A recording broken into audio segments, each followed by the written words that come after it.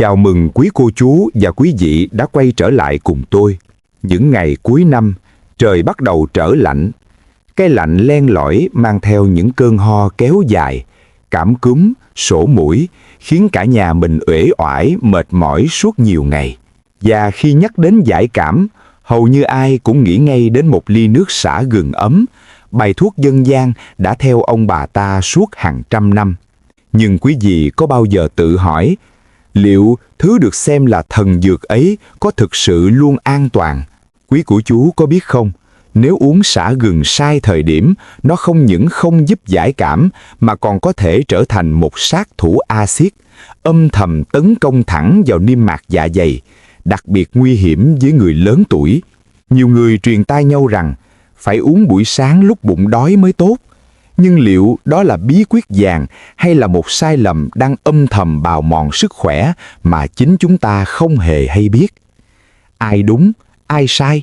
Khi điều quý vị mong muốn chỉ đơn giản là một ly nước ấm để cơ thể dễ chịu hơn, để cái bụng đầy hơi ì ạch được nhẹ nhõm, để vượt qua cơn cảm lạnh một cách an toàn. Tôi hiểu cảm giác hoang mang của quý cô chú giữa một ma trận thông tin trái chiều như hiện nay. Vì vậy, trong video hôm nay, tôi không chỉ nói lại những công dụng quen thuộc của sả và gừng. Quan trọng hơn, tôi sẽ dùng khoa học hiện đại để cùng quý vị giải mã đâu mới là thời điểm vàng, an toàn nhất, hiệu quả nhất cho cơ thể chúng ta, để từ đó biến một ly nước rẻ tiền, dễ làm thành một thần dược thực thụ, chứ không phải con dao hai lưỡi.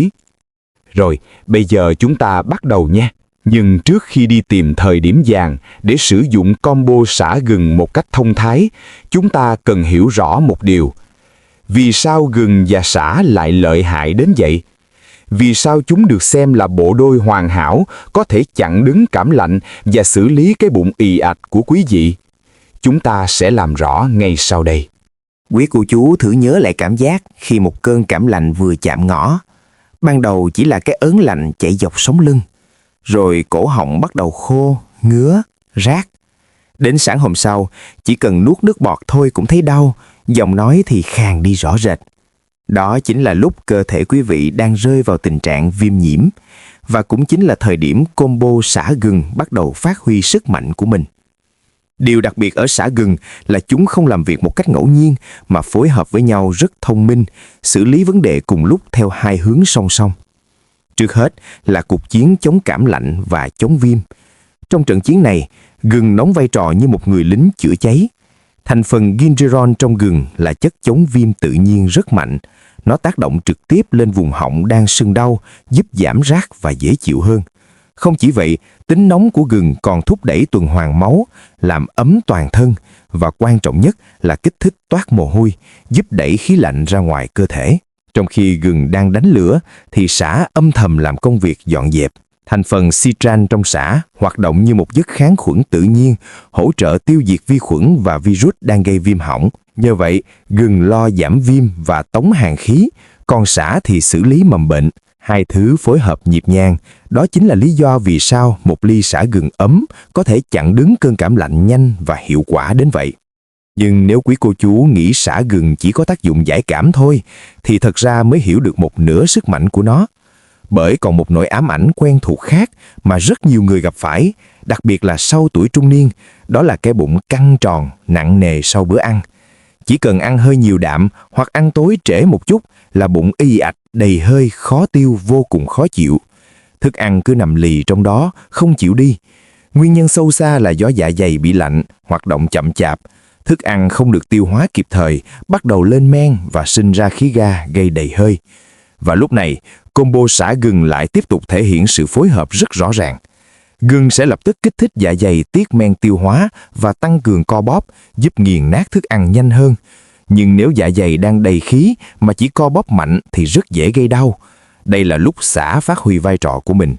Sả có khả năng làm giãn và làm dịu các cơ trơn của dạ dày và đường ruột, giúp giảm co thắt, giảm cảm giác tức bụng. Đồng thời, đặc tính kháng khuẩn của sả sẽ dọn dẹp bớt các vi khuẩn có hại đang lên men thức ăn, chính là thủ phạm tạo ra khí ga. Gừng thúc đẩy tiêu hóa, sả làm dịu và đẩy khí thừa ra ngoài. hai thứ ăn ý với nhau để giải quyết trọn vẹn tình trạng ì ạch khó chịu.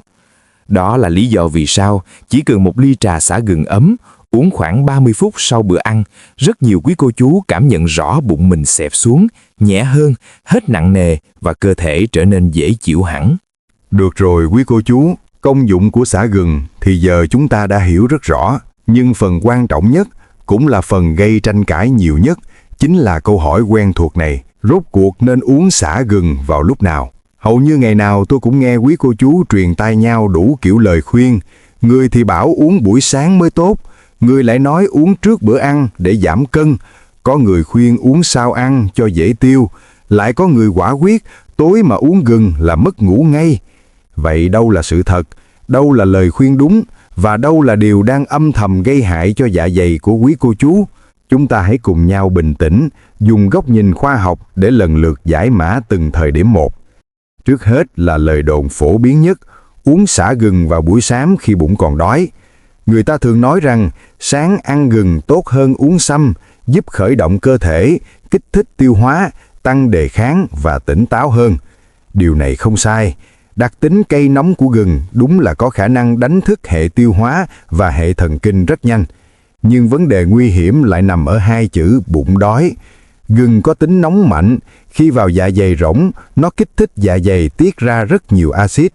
Nếu quý vị có một dạ dày hoàn toàn khỏe mạnh, chuyện đó có thể không gây vấn đề gì. Nhưng với rất nhiều người trung niên và cao tuổi, chỉ cần có tiền sử đau dạ dày nhẹ, viêm loét hoặc trào ngược, thì ly xả gừng buổi sáng này có thể trở thành một sát thủ axit, tấn công trực tiếp vào niêm mạc dạ dày, gây đau cồn cào, nóng ruột và khó chịu. Vì vậy, cách uống này chỉ phù hợp với người có dạ dày thật sự khỏe. Còn để an toàn cho đa số mọi người, tốt nhất là ăn sáng lót dạ trước, rồi sau đó hãy uống. Nhiều người lúc này sẽ nghĩ ngay đến mẹo tiếp theo, uống xả gừng 30 phút trước bữa ăn để giảm cân. Mẹo này được rất nhiều người quan tâm, đặc biệt là chị em phụ nữ. Về mặt tâm lý, đây đúng là một cách khá thông minh. Khi uống một ly nước ấm trước bữa ăn, dạ dày sẽ được lấp đầy một phần, gửi tín hiệu lên não rằng mình sắp no, và kết quả là vào bữa chính sẽ ăn ít lại hơn một cách tự nhiên. Nhưng rủi ro vẫn quay về câu chuyện cũ, dạ dày trống rỗng. Tính cay nóng của gừng có thể kích thích axit, gây cồn cào, ở nóng. Thay vì giảm được vài ký, có khi quý vị lại phải trả giá bằng những cơn đau dạ dày kéo dài. Vì vậy, đây là một mẹo có tác dụng nhưng tiềm ẩn rủi ro. Nếu quý vị thử và chỉ cần thấy cồn cào nhẹ thôi, hãy dừng lại ngay. Giải pháp an toàn hơn rất nhiều là uống một ly nước lọc ấm trước bữa ăn 30 phút. Hiệu quả lấp đầy dạ dày gần như giống nhau mà lại không gây hại. Vậy rốt cuộc, đâu mới là thời điểm mà thức ăn và xả gừng có thể chung sống hòa bình? Và đâu là lúc xả gừng phát huy được toàn bộ sức mạnh mà không gây nguy hiểm? Câu trả lời nằm ở 30 phút sau bữa ăn. Tôi có thể khẳng định với quý cô chú, đây chính là thời điểm vàng, an toàn nhất và hiệu quả nhất cho 99% mọi người.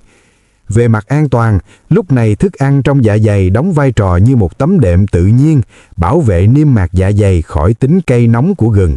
Nguy cơ cồn cào, ở nóng gần như không còn. Về mặt hiệu quả, đây là thời điểm combo xả gừng làm việc đúng chức năng nhất. Nó giúp dạ dày co bóp mạnh hơn để xử lý lượng thức ăn vừa nạp vào, đồng thời hỗ trợ tống đẩy hí thừa ra ngoài, nguyên nhân chính gây đầy hơi, chướng bụng và nặng nề. Quý cô chú chỉ cần nhớ một điều đơn giản, uống xả gừng khoảng 30 phút sau bữa ăn là thời điểm vàng, đúng mục đích và an toàn nhất. Cuối cùng là lời đồn gây tranh cãi nhất mà ông bà ta thường nói, tối ăn gừng độc hơn thạch tiến. Vậy tại sao có người uống buổi tối thì mất ngủ, mà có người lại thấy ngủ ngon hơn? Thực ra cả hai đều đúng. Gingerol trong gừng là chất kích thích hệ thần kinh, hoạt động gần giống như caffeine. Nếu quý vị uống một ly gừng đặc vào buổi tối, khi cơ thể cần thư giãn, tim có thể đập nhanh hơn, đầu óc tỉnh táo hơn và rất khó ngủ.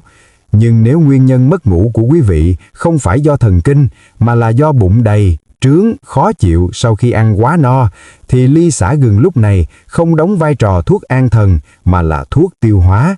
Khi bụng được giải tỏa, áp lực giảm xuống, cơ thể tự nhiên sẽ dễ ngủ hơn.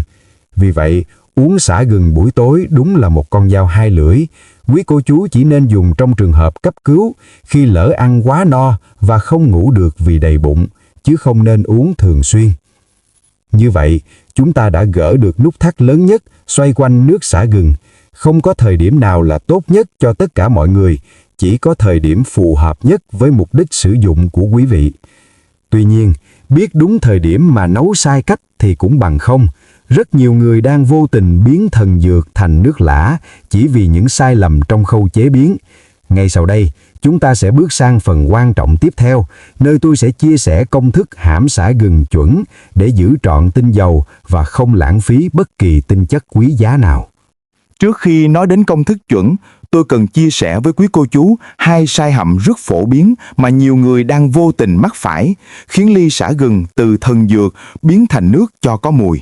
Sai lầm đầu tiên là đun sôi sùng sục quá lâu. Rất nhiều quý cô chú cho xả gừng vào nồi, đun lửa lớn cho sôi bùng lên rồi để liu riu 15-20 phút, thậm chí có người đun đến nửa tiếng. Nghe thì có vẻ kỹ càng, nhưng thực tế đây lại là một sai lầm nghiêm trọng. Bởi vì những thành phần quý giá nhất trong xả và gừng như gingerol và citran đều là tinh dầu.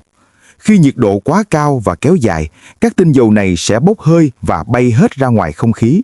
Kết quả là ly nước còn lại chỉ là nước nóng với mùi thơm nhạt, còn công dụng thực sự thì đã bay theo hơi nước từ lâu. Sai lầm thứ hai là sử dụng xả gừng dạng bột vì tiện lợi. Đúng là tiện, nhưng sự thật là bột không bao giờ so được với nguyên liệu tươi. Tinh dầu đã mất đi rất nhiều trong quá trình xay, sấy và bảo quản. Muốn xả gừng phát huy đúng sức mạnh của nó, nhất định phải dùng đồ tươi. Vậy làm sao để giữ lại được toàn bộ gingerol trong gừng và citran trong xả? Ngay sau đây, tôi sẽ chia sẻ với quý cô chú bí quyết hãm tinh dầu, một cách làm rất đơn giản mà ông bà ta đã sử dụng từ lâu, nhưng lại quyết định thành bại của cả ly trà. Quý cô chú chỉ cần làm đúng từng bước, không cần cầu kỳ. Trước hết là khâu chọn nguyên liệu. Quý cô chú nên dùng khoảng 2 đến 3 cây sả tươi, tuyệt đối không dùng sả khô. Gừng thì chọn một nhánh tươi, to cỡ ngón tay cái, ưu tiên gừng già vì cay hơn và chứa nhiều tinh dầu hơn. Sau khi rửa sạch, gừng không cần gọt vỏ, nhưng có một bước bắt buộc không được bỏ qua, đó là đập dập cả sả lẫn gừng. Đây chính là chìa khóa quan trọng nhất. Việc đập dập giúp phá vỡ các tế bào thực vật, để khi hãm nước, tinh dầu có thể tiết ra trọn vẹn. Tiếp theo là bí thuật nấu hãm tinh dầu. Quý vị cho khoảng 1 lít nước vào nồi và đun cho sôi. Khi nước vừa sôi bùng lên, lập tức cho sả và gừng đã đập dập vào, rồi ngay lập tức vặn nhỏ lửa, đậy nắp thật kín và để lửa liu riu khoảng 10 phút. Lúc này, chúng ta không cần nhiệt cao mà chỉ cần đủ ấm để tinh dầu bắt đầu được giải phóng. Sau 10 phút, quý vị tắt bếp, và đây là bước quyết định thành bại mà rất nhiều người hay làm sai. Tuyệt đối không mở nắp nồi. Hãy để yên cho hỗn hợp tiếp tục hãm thêm 10 đến 15 phút. Khi nắp được đậy kín, hơi nóng không thoát ra ngoài, tinh dầu không bay hơi mà sẽ ngấm ngược trở lại vào nước. Đây chính là cách giữ trọn gần như toàn bộ công dụng quý giá của sả và gừng. Cuối cùng là cách thưởng thức thông thái. Quý cô chú rót trà ra ly và uống khi còn ấm. Nếu muốn thêm mật ong hoặc vài giọt chanh để tăng hương vị và bổ sung vitamin C, hãy nhớ một nguyên tắc rất quan trọng, chỉ cho vào khi nước đã nguội bớt. Đừng bao giờ cho mật ong hay chanh vào lúc nước còn quá nóng, vì nhiệt độ cao sẽ phá hủy vitamin C và làm mất đi dưỡng chất quý trong mật ong. Chỉ cần làm đúng như vậy, quý cô chú sẽ có một ly sả gừng đúng nghĩa, không chỉ thơm mà còn giữ trọn tinh dầu và phát huy tối đa công dụng cho cơ thể. Chúng ta đã thấy rất rõ rằng không hề có một thời điểm nào là tốt nhất cho tất cả mọi người, mà chỉ có thời điểm phù hợp nhất với cơ thể của từng người. Và nếu cần ghi nhớ một điều quan trọng thì đó chính là uống sả gừng khoảng 30 phút sau bữa ăn luôn là lựa chọn an toàn và hiệu quả nhất để giảm đầy hơi và hỗ trợ tiêu hóa. Từ hôm nay, tôi mong quý cô chú hãy trở thành một người sử dụng thông thái. Đừng uống theo thói quen hay theo lời truyền miệng, mà hãy hiểu rõ cơ thể mình đang cần gì và cần vào lúc nào. Chỉ cần dùng đúng cách, ly nước xả gừng giản dị, rẻ tiền ấy hoàn toàn có thể trở thành một người bạn đồng hành giúp bảo vệ sức khỏe mỗi ngày.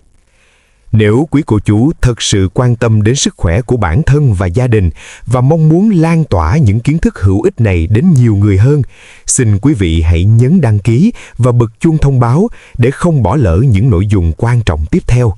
Đồng thời, đừng ngần ngại chia sẻ video này đến những người thân yêu của mình, bởi đôi khi một thông tin đúng lúc có thể giúp ai đó tránh được rất nhiều rủi ro không đáng có.